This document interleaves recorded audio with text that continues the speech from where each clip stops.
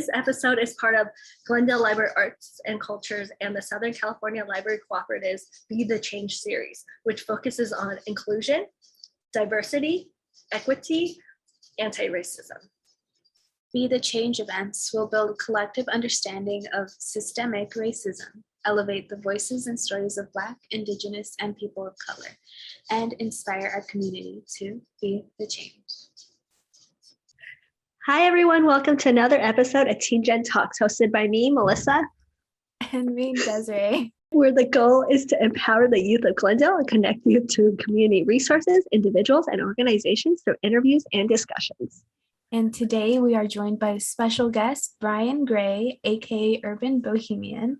Brian is a Black queer content creator, writer, and foodie with a PhD in brunch. On Twitch, he plays visual novels, action RPGs, cozy games, the occasional looter shooter, and is also seen on Rivals of Waterdeep, one of Wizards of the Coast's longest running actual play D&D shows. He loves to try new things online, have a good time on stream, and bring love and disco to every viewer. Don't forget to follow us on our socials on Facebook and Instagram at MyGlendaleLAC. And don't forget to follow us on Spotify and Apple or where you listen to your podcast. Also, make sure to give us a like and subscribe to our YouTube channel, Glendale Library Arts and Culture, where we post the full episodes every Friday.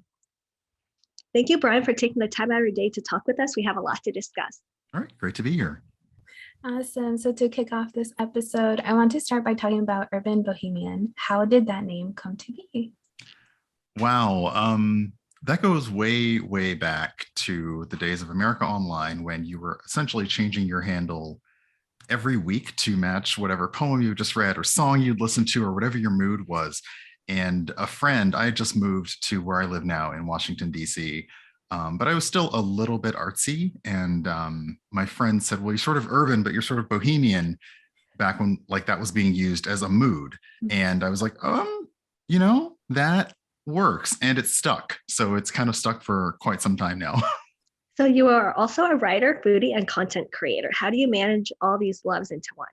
I have a lot of to-do lists, and my calendar is usually completely full and overbooked.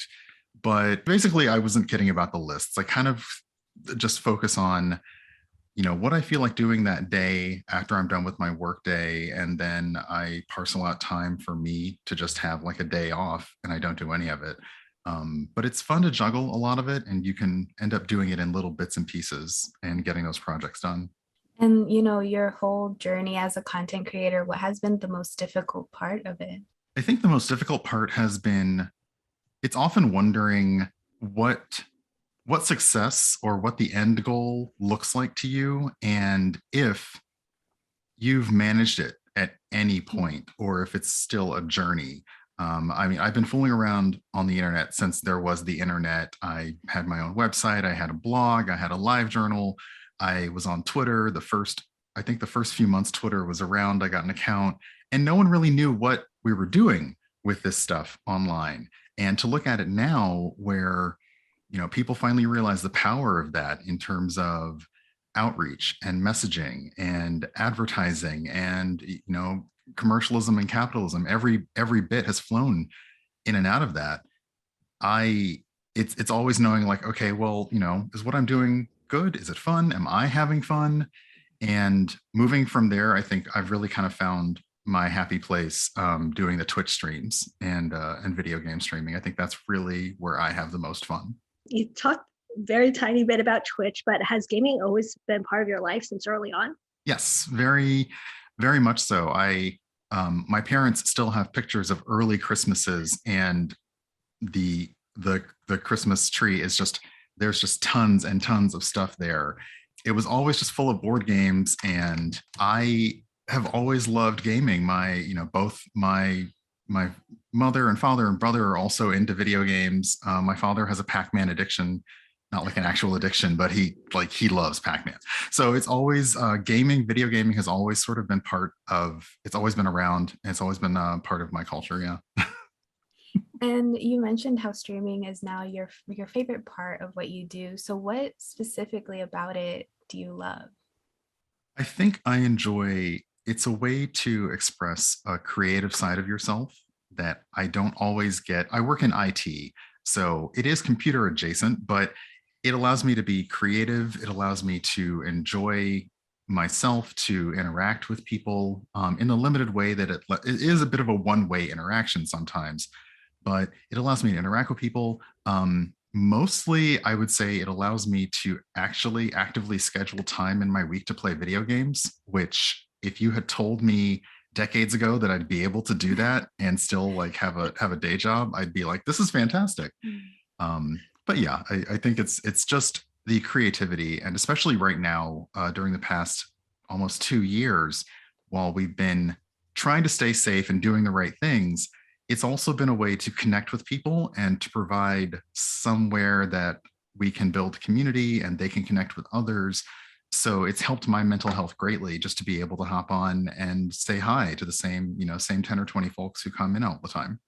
So what is your favorite video game, and what do you think is the best game to play on stream? Oh, wow. Okay, that's tough. My favorite video game. I spent a lot of time with the Assassin's Creed series, and mostly because they're gorgeous games. They've done so much historical research and gorgeous. And the first one I played was Assassin's Creed Origins, which was one of the first large studio games where I could play as a Black man, which was a big deal for me. So I loved that. And that was something that I'm sure I played through the entire campaign of that over the course of a year.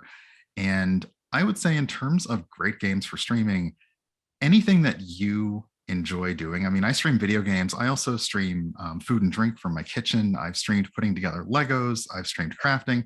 Anything that you love to do, and it's apparent that you love it, whether it is playing a game, whether, I've seen some people who stream writing. They basically just stream their writing sprints. That is what comes across to the people watching, is how much you're enjoying it and how much you're having fun. So, I oddly, every Sunday since we started lockdown, I've been playing Animal Crossing, and I still have fun with it. I've done pretty much everything there is to do in the game, but I still have fun with it. But a lot of it isn't about the game. It's about, while we're playing this really simple game, I'm talking about my week, or I'm talking about things I have coming up, or things are coming up in chat. And it's sort of just a way to sit and pause and reset and connect with people. And when you make content online, how did you find your brand, or how did you find your brand? Because I know it could be hard. It really is. It is something that sort of emerged a bit. I don't even know if I could say organically or not, because you never really land on the thing. But I tend to have a few things. I've always been a foodie. That even before I was doing doing Twitch streaming, that was something that I was always doing. So I've incorporated food and drink into my content. I've incorporated music because I love music. I love to dance. I kind of make the joke that like disco is now a huge part of my brand. But that really is what it was. And then in general, just kind of like letting people know your humor, letting people know what makes you laugh, connecting with people in that way has really helped kind of tie it all together. So I would say that, yeah, a big part of my brand is, it's like I basically say, like, I want people to have a good time. I want them to be comfortable. I want them to laugh a little bit. I may go off on tangents about comic books or video games or music because I'm a big nerd. But yeah, it was kind of hard landing on that and not feeling like, I would say, don't chase what you see somebody else out there doing and don't try to copy their brand. Realize about what you really vibe with, and kind of focus on that. So when you go live, what's your process for putting on a stage presence, or do you put on a different personality at all? It's a stage presence. It's absolutely being on. I have a tiny theater background. I did not have the guts to continue when I moved to DC to continue in theater, but it is definitely a stage presence. I don't have a different personality per se, but it's being on. And I say it's sometimes the same way that you'd be on at a job, that even if you like what you do, there's still a different you that your coworkers see than your friends see. And the me that's on stream is a little bit funny, a little bit more. I try to be a little more not mean snarky, but a little bit more snarky and reacting to things that are being said in chat all the time. I try to make comments on things in games. I do make sure that my queer identity is a big thing. We do get into a bit of innuendo at times, but we do try to keep it fun and playful.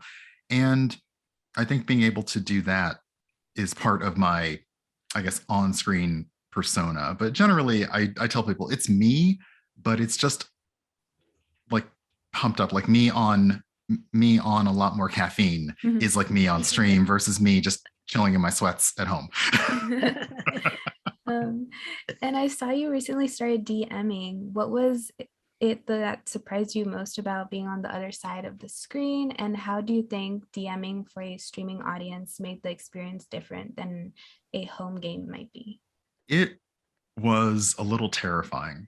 I've been playing in the cast of Rivals of Waterdeep for 2 seasons at that point, or 3, 2. I can't do math.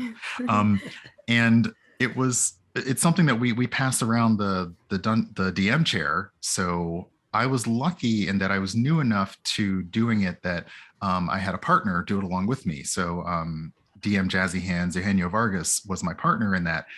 And it was still terrifying to realize that you're in control of that piece of a story that has already had the weight of 10 seasons behind it.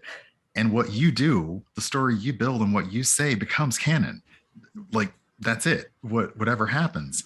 However, it was a learning process because I approached it like we were sort of writing, since a home game is a lot easier than a streamed game, I think, when you're doing any TTRPG. And for a streamed game, you are technically putting on a show in addition to playing D&D or whatever system you're playing.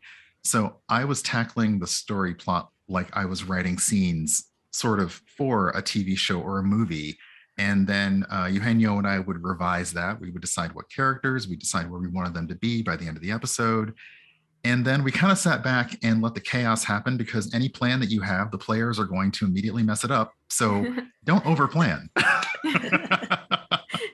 So what are some key qualities that you think attracts an audience on the increasingly crowded Twitch platform? That is difficult. It is really hard to find your place. I would say pick games, content, art, crafts, whatever it is that you really do enjoy. Don't try to chase whatever the newest game that's dropped. Don't try to chase the newest trend.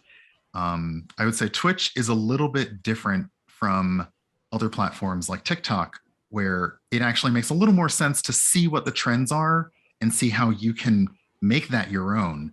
On Twitch, you really do have to you have to start from saying, here's a game I'd like to play. Here's a game I can talk about, whether I'm talking about it because it's new or I'm talking about it because I've played the previous versions of this and I can talk about how I've been playing this since I was a kid, that kind of thing.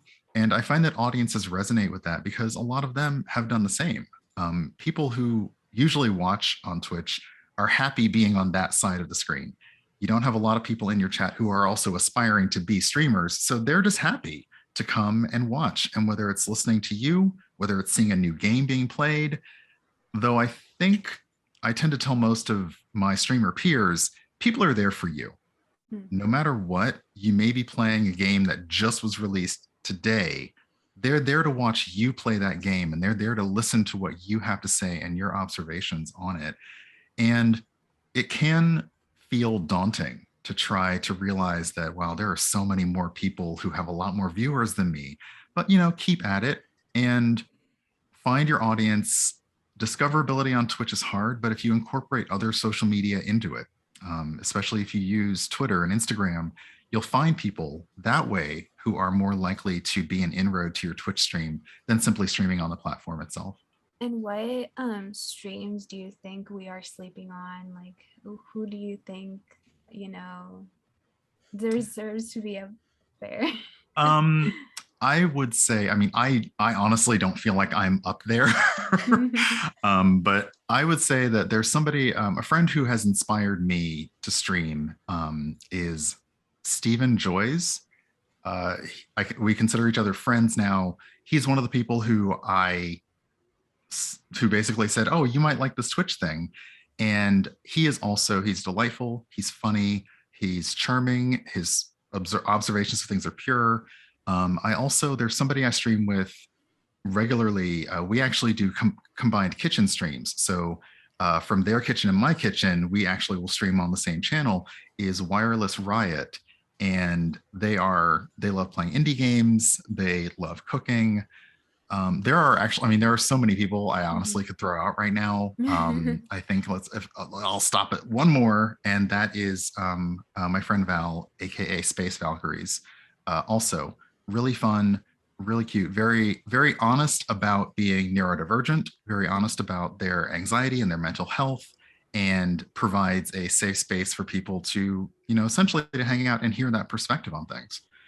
But honestly, if I swear after this now I want to do a thread of, hey, here's everyone you should follow, because I couldn't tell you enough names like in the time we have. So by the time this interview comes out, the D&D community has already binged The Legend of Vox Machine. How do you think the visibility of smashing Kickstarter records and getting an animated show on Amazon Prime affects both the D&D and streaming communities? I think it's really cool. I'll just be honest. I did not watch too much of Critical Role, so I am looking forward to seeing that first campaign as they now do it in the show. That to me is going to be really fascinating for me to watch. And I think that Critical Role itself changed how a lot of people think about playing tabletop RPGs on stream, in terms of making it more entertaining, making it more of a show, trying to let the warmth of the performers come through.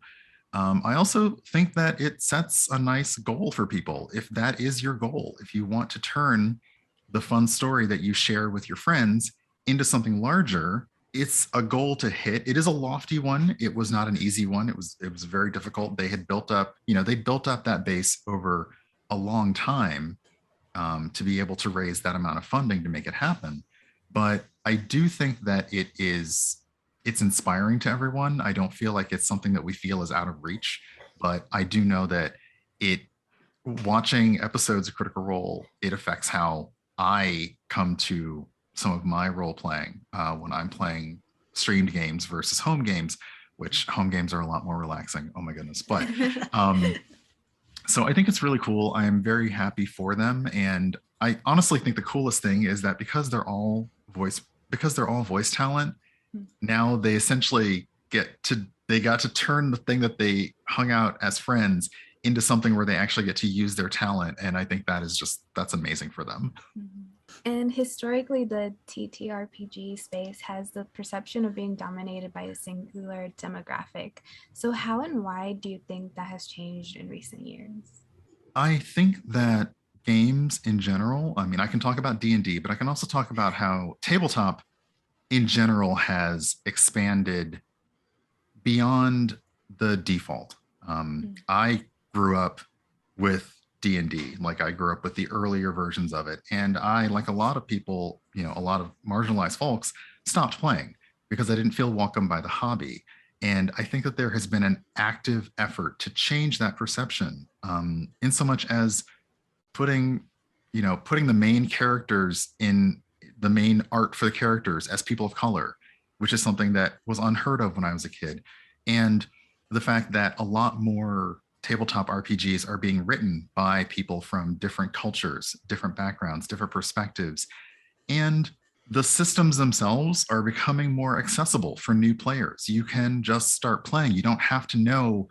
I will never know all the rules of D&D backwards and forwards, but the systems are accessible enough for me to sit down, read up a little bit, learn, and have a good time with my friends. And I think that that's the accessibility that's going to increase and improve how people are able to play more and more of these games.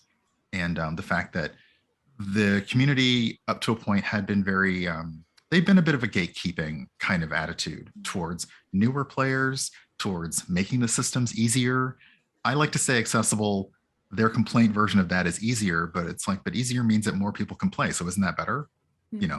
So I think that that's it, making these games more accessible, and also that they reach people where they live. I mean, yes, you can play a fantasy Dungeons and Dragons game, or you can play a sci-fi epic, or you can play, you know, a tabletop RPG that is basically about you and your friends trying to make it across town to a concert. You know, it sounds like the weirdest thing ever, but it's a thing that can now be a tabletop RPG that you can play with your friends because, you know, that would be attractive to you. So I think that's what's best about it, is it's so much more than D&D, and it's so much more open now that everybody can find a game that appeals to them and that they can play. Do you have a favorite class that you play in D&D? I do. I like spellcasters. I like to fling spells. I also like bards, but my character in Rivals of Waterdeep, Virgil, is a sorcerer, and it is one of the easier magic users to play, because, you know, you don't have to worry about memorizing things or keeping track of things. And I honestly just like throwing lightning at characters if they mess with them. So that's nice. I also like bards because bards are storytellers, they're performers, and they're conversationalists. And I appreciate making characters that prefer to talk rather than fight. So those appeal to me. So Wizards of the Coast recently announced that they are working on the next incarnation of Dungeons and Dragons. So if they put you in charge, what changes are you making to the game? Wow. A lot less math. That's no. I actually have only just heard a few rumblings about the new D&D. I've not done super research into that. Interestingly enough, I think the direction that they're already going in terms of making adventures that are they seem fun, not, you know, having a range of things. You have your bubbly fun adventures, you have your horror adventures, and you have everything in between, and letting people know that this hobby is fun and easy and accessible, and that you don't have to have years of play under your belt to come down and sit down at a table. And also from the DM side of it, I would say to make sure that every adventure kind of speaks to that first time dungeon master and reassures them and kind of says, you can do this. This is, you know, read through the story, learn the characters, learn what your players want to do, and this is easy. Because that to me would have been the most reassuring thing, is when I sat down with an adventure, it's like, yeah, you got this. This is good.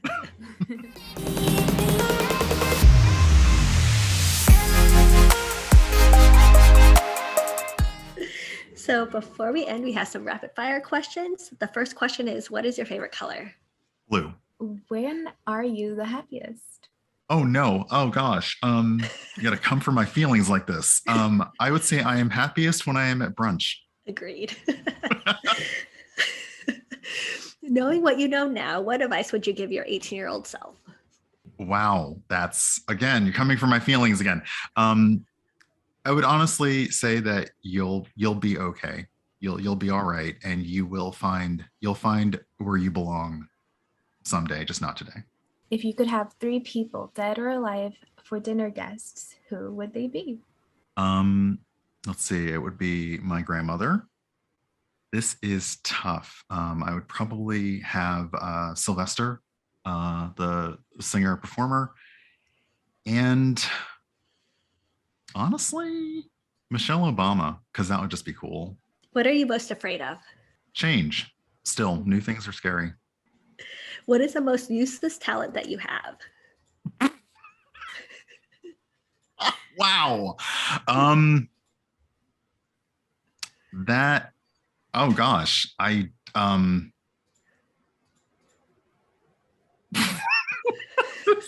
not fair. Wow, the most useless talent I have, that is, wow. Or maybe you don't have one because you're so talented. No, that is definitely not true. No. No, I would say the most useless talent I have is I can do surgical strikes on a grocery store, in and out without a list very quickly. Useful to me, but not really, you know. If you could spend a day in someone else's shoes, whose would they be and why? That I think just from a pure starstruck kind of thing, it would have to be like an active astronaut who is actually like either on the space station or on a like that. To me, that experience would be amazing. I just to experience that. It's something that I never truly aspired to. I mean, I love space, but it's something I never truly aspired to. But I think that would be incredible to see our world from that perspective. What is your favorite movie? Clue. What is a book that you have recently read or are currently reading that you would recommend? One that I recently read. I oddly have not done a lot of new books during lockdown. It's sometimes been hard to get my brain around new stuff, but one of my comfort reads has been it's a book called NPCs, and it's part of a series where you see essentially you start with the classic TTRPG home game, and the characters do something disastrously wrong in the first 5 minutes. And you think, okay, story's over, and you have them complaining at the table about their character sheets and all this. But then the story shifts perspective, and it goes back to the tavern where they all died, and all the background characters are like, wait, what do we do? And the story is actually from the perspective of the background characters, the NPCs, who then have to basically complete the adventure that the original party was on.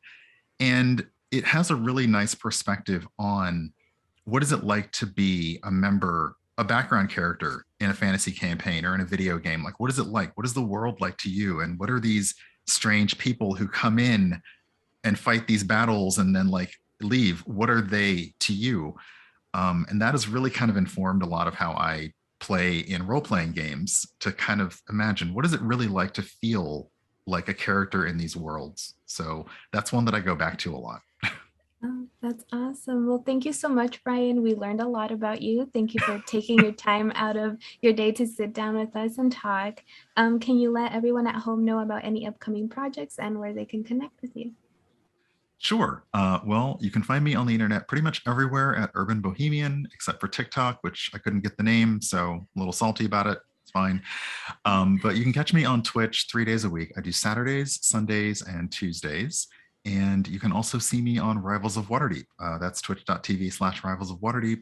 We are coming back for season 12 on Sunday, February 6th. So I'm not sure if this will already be before or after that. And otherwise, I would say following me on Twitter is the best way to know what's going on. Though you brought up Vox Machina, I am involved in some watch parties for the show. So I'm going to be doing watch parties each week. They're doing like 3 episodes a week. And every Saturday, we're going to kind of do like a recap and rewatch them.